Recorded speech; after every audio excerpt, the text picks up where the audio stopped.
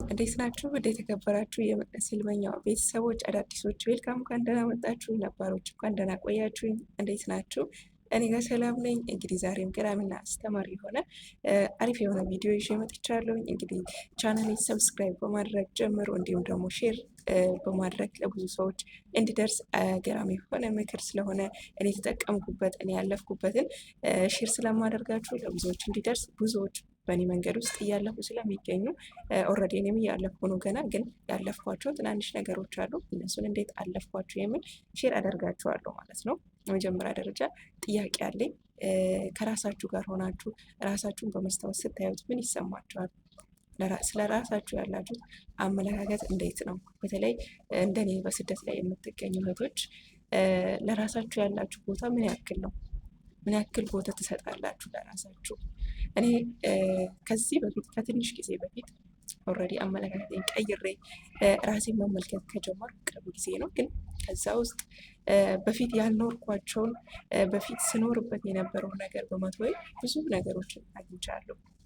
ታዲያ ዛሬም የትላንትና ታሪክ ውስጥ እየኖራችሁ ነው ወይስ ራሳችሁ ላይ ለውጥ እያመጣችሁ ነው? ሀገር ብቻ ነው የቀየራችሁት ወይስ አመለካከታችሁን እየቀየራችሁ ወደ ሀገራችሁ ስትመለሱ ተቀይራችሁ ለመመለስ ነው?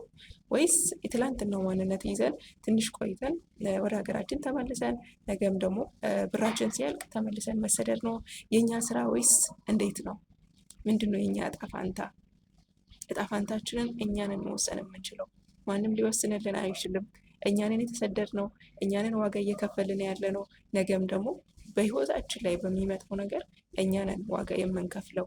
ስለዚህ ዛሬ ለራሳችን ያለን አመለካከት፣ ነገያችንን ምን አድርገን መሳል እንደምንፈልግ፣ ነገያችንን ምን አይነት ሆነን መኖር እንደምንፈልግ ዛሬ ላይ ማወቅ ይጠበቅብናል ማለት ነው። ዛሬ ላይ ካላወቅን ነገም ተመልሰን የዛሬውኑ ህይወት እንደግመዋለን። በተለይ ለራሳችን የምንሰጥ ቦታ፣ ለራሳችን የምንሰጠው እንክብካቤ፣ ለራሳችን የምንናገራቸው ቃላቶች ሰባሪ ናቸው? ጠጋኝ ናቸው? ወይስ እንዴት ነው? ራሳችንን ዝቅ አድርገን ነው የምንመለከተው ወይስ ራሳችንን ከፍ አድርገን ከማንም እኩል እንደሆነ አድርገን ነው የምንመለከተው?